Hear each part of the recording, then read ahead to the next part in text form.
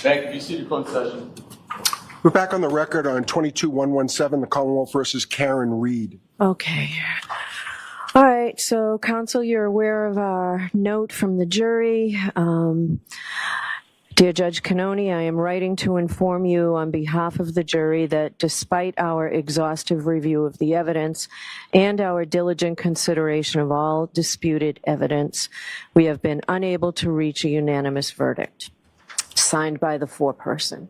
So I want to hear from counsel your view on whether there has been due and thorough deliberation. So let's start with the Commonwealth.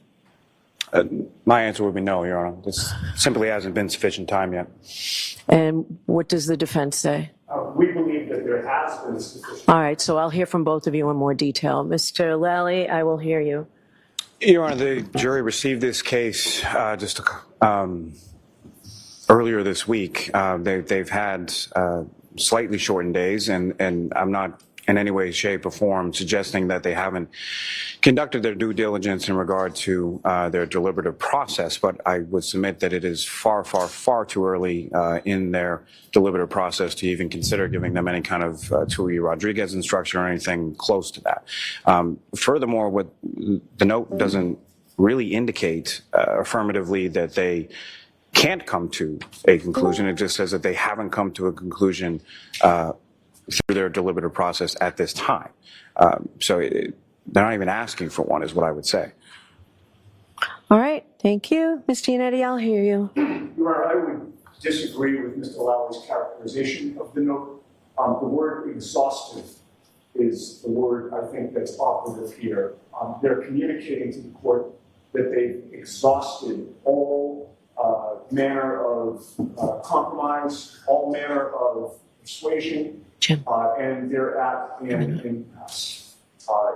This is a case where the jury has the legal instructions. They've only really asked one question, which was to try to get a report that they were not allowed to get.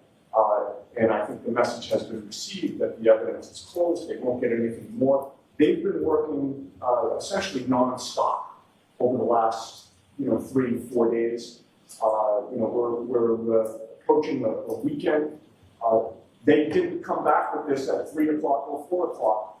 They're at 12 o'clock, and they have nowhere to turn. So our position is the jury should be read the Tui Rodriguez model instruction and go from there. Okay. All right, so you all know that it is within my discretion, I decide. So a case that has been, it's a long case. This is our 4th day of deliberations, but Tuesday was a short afternoon, maybe 2.5 hours. Wednesday, they left early because of an appointment.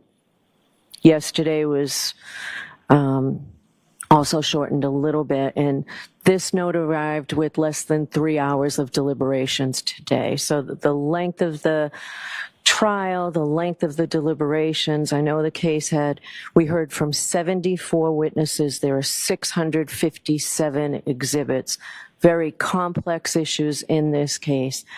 I'm not prepared to find that there have been due and thorough deliberations at this point. So I am going to send them back out. We'll bring them in, and we'll do that now.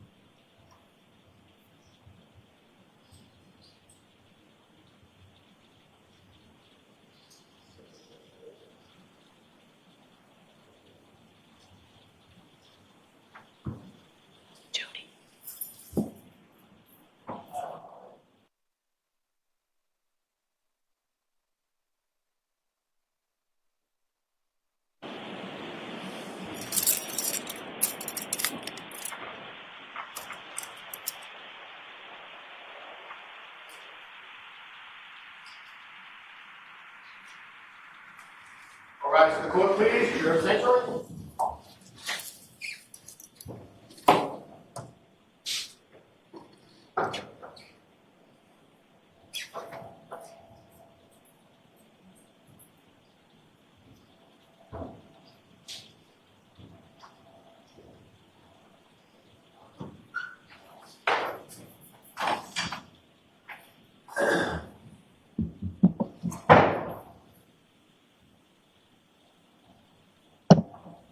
We're back in session. You may be seated. Right. So, jurors, I'm in receipt of your note. I am writing to inform you on behalf of the jury that despite our exhaustive review of the evidence and our diligent consideration of all disputed evidence, we have been unable to reach a unanimous verdict signed by your foreperson. We all know how hard you've been working. Lunch will be arriving shortly. When it comes, I'd ask you to clear your heads, have lunch, and begin your deliberations again. So, or continue your deliberations. All right? So I'm sending you back out. All rise to the court, please. Jurors, follow me, please.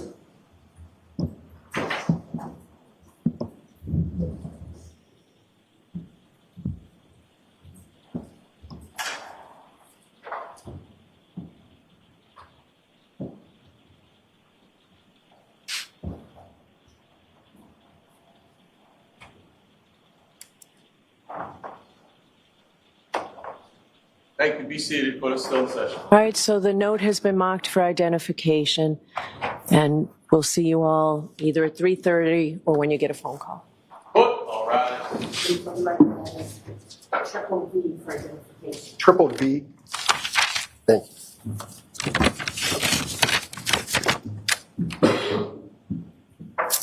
I'm going to allow it.